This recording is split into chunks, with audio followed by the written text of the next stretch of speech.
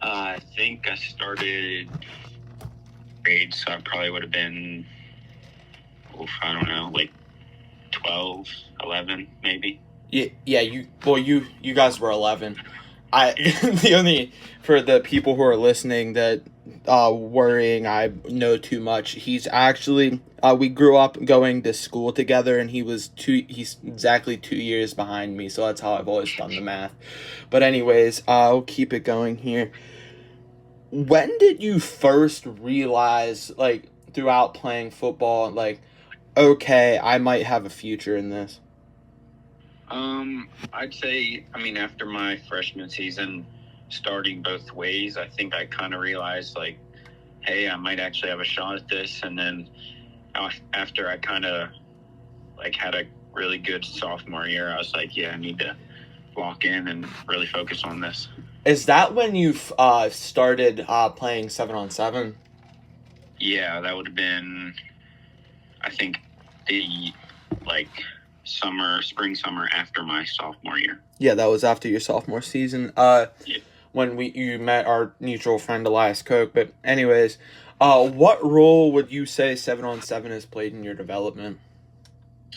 I think it's really helped with, like, my footwork and just, like, developing as a receiver, just because 7-on-7 is kind of focused on receiving and, like, defensive back play.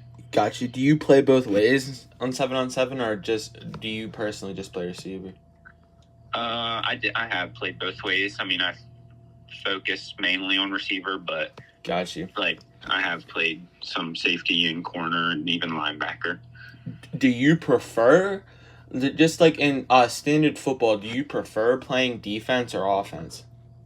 Probably offense. I just love taking the ball, honestly. And making highlight play after highlight play. Yeah. But anyways, growing up, you were, like, I remember you, like, always being, like, a good athlete, but when you got to high school, I would have been a junior. Yeah, that would have been my junior year when you guys were freshmen. And, well, like you said, you kind of took off rather quickly. Did you put any pressure on yourself, like, having to perform at such a high level in 3 sports at, like, still pretty much being a kid at 14, or, like, how did you deal with that? Yeah, I definitely put a lot of pressure on myself, just because I think a lot of people expected me to be such, like, a great athlete and, like, be super good at every sport. So I just kind of had to, like, I pressured myself into basically being that good and performing. Gotcha. But on the inverse, do you think that, obviously it's impacted you in a good way, but do you think that had a negative impact on you at all, like, kind of having to grow up right in front of the eyes of the hundreds of people that come to watch you on Friday nights? No, I don't really think there was much of a negative impact from that. That's a very good perspective to have, honestly. But when, got you. What was I thinking? Oh, no, I remember what I was gonna say. Your freshman year, I believe it. What was the game you had? It was that one game you had, like, a 3 touchdown. It was like 2 long touchdowns and then a pick 6. Would that have been Selinsgrove freshman year? Because I did have, I don't know, so long ago, honestly. It is. I know I did take, like, a 70-yard pass against Selinsgrove my freshman year. Yeah. I don't remember, honestly. It's been so long ago, because my problem is with those games is, like, I mix up when they came to us. Like, I know, we played them so many times. Exactly. Juniata Selinsgrove, a rivalry as long as time. But all right, we'll get back to the present and real football, I promise. But anyways, this past 3 years, you've had a lot of continuity with how you guys have played. You had a very like experienced team this past year.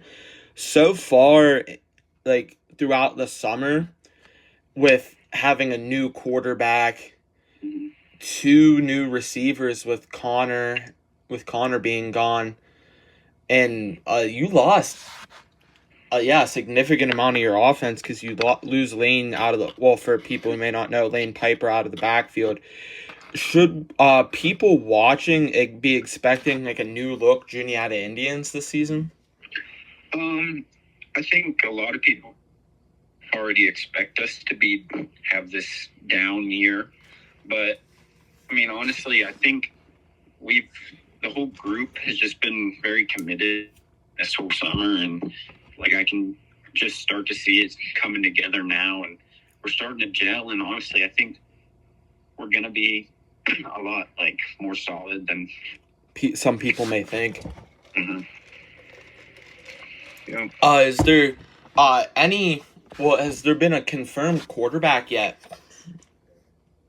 Jason. Yeah, I think so. Jason Kondo, yeah, I figured so. That seemed like the most logical course of action, but that's sometimes the most obvious result sometimes isn't the one that makes sense.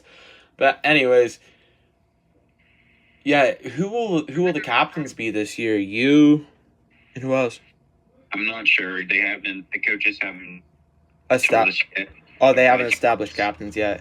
Not yet. They'll probably tell us, I'm guessing, maybe tonight or probably the start of next week. Yeah, it's been a very we are coming up on the season rather quickly. Mm-hmm. Just in 2 weeks, you guys opened with Selinsgrove, I believe, correct? Yep. Have you been watching any tape on Selinsgrove thus far, or are you just focusing on your own football right now? I have started to watch kind of some of our film from last year, trying to find some tendencies, but for the most part, I've been focused on just like getting our team right, just together. But I think starting like come next week and even obviously the week after that, because you start hitting this coming week, right? Yeah, and I'll definitely be focused on like watching film on them, figuring out like what they like to do and stuff like. Yeah, just reading quarterbacks for a few pick sixes like you like to do. But anyways, where were we? As an athlete, I'm sure who's gotten as far as you have, I'm sure you've faced a point in, whatever sport it was, football, baseball when you were little, like basketball or track now, that you like just had this moment where it probably would have been easier to just give up. But you just you found the strength to buckle down and keep going. Is there any moment like that comes to mind? Honestly, right now during HEDAC, it's super tough. Yeah. It's really vigorous work, but you just have to think like what the other team's doing, what the other hardest worker on the other team is doing, and that just gets me through it. Yeah, you just think about the result and not the journey in situations like that. Who would you if you had to pick a receiver that you would say you model your game after, who would that be? Oh man. I'd say maybe like Julio Jones. Just because of like the physicality of how you probably play. Or like a Jeremiah Smith, maybe. Something like that. It fits. If you could play one position beside receiver, what would it be? I'd probably have to go in the backfield and play running back. Snaps, running back.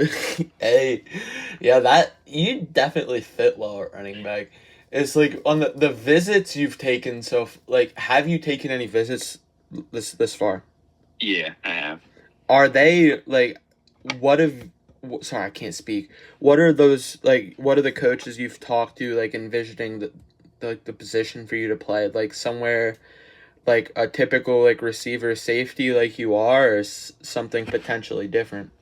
Yeah, most of them have said about playing like wide receiver. Some of them talk to me like playing more of a slot, but in general, most of them have just said like wide receiver. Gotcha.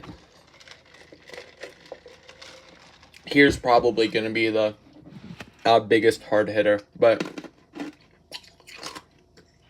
me and you have talked like on different occasions like the past 3 years, but like why exactly you did stay, but you always mentioned the fact it's like you wanted to win here, you wanted to win with your people, but it's like, would you say it's like, is there like one specific thing about like, well, our town or like Juniata as a whole that made you want to stay, or is it just you wanted to be like just stay with familiarity?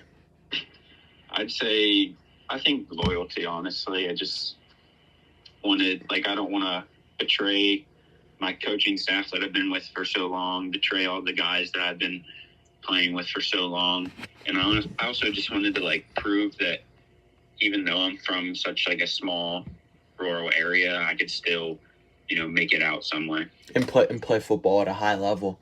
Yeah, like because that's one thing. It's like when because I used to work in traditional media, but every time I talk to anybody, it's like they'd ask me about it, like, why is he staying there? I'm like, I would always tell them like what you tell me. It's like, I want to win here. Yep. And that's just a very interesting attitude that I don't think a lot of people have. Like, I respect that. But if you had to go to college and compete in any sport that wasn't football, what would it be? Oh man, probably track. Ah, I was hoping you'd pick the anti-Ellie answer and say basketball, but I was setting you up there. For those people who may not know, what events do you compete in track? I do the 110 hurdles, 300 hurdles, high jump, and 4x1. Do you have a personal favorite out of those? Probably the 110 hurdles. I was gonna say that's what you managed to take. What, fourth in states in this past year? Yeah. Gotcha. Yep. Definitely. Have you had any recruiting interest in your other two sports? I had like last year I played AAU basketball and I had a couple smaller schools talking to me, but not really like anything heavy in track. Not really. Gotcha. Yeah, I get that. Uh, wow. Academics definitely play like a big part in like, well, you as a person, but well, you were in my math class, you and Ashley were, when I was in 10th grade, you two were in, yeah, that would have been 7th or 8th grade, or you guys walked up to Mr. Ocker's class, but those were some days there, man. But anyways, what was something, well, have academics just like come easy to you, or is that something like along with your athletics that you have to focus really hard on? I'd say it's a mix of both. I mean, I think a lot of it just does come natural, but I'm hard to make sure my grades are good and make sure I'm excelling. Gotcha. Is just like, if you had to like just tell like a receiver, like for a receivers coach that may be listening to this right now, and you had to give like a sales pitch, like if they're recruiting Jasper Shepps, what are they getting as a receiver? What would you say? I would say they're getting a really explosive guy that inside or outside, and he can make a guy miss. He can take a 5-yard pitch to the crib. Yeah. He can go up and get a jump ball. Yes, he can, and he's also an academic weapon. Is your GPA still 4.0? Yeah. Good golly, brother. But anyways, what are you ranked in your class? A 5th. High-level athlete and academic weapon, folks. You heard it here first. But anyways, just a few more questions here before I let you go. as an athlete, well, no, sorry, that's gonna be the last question.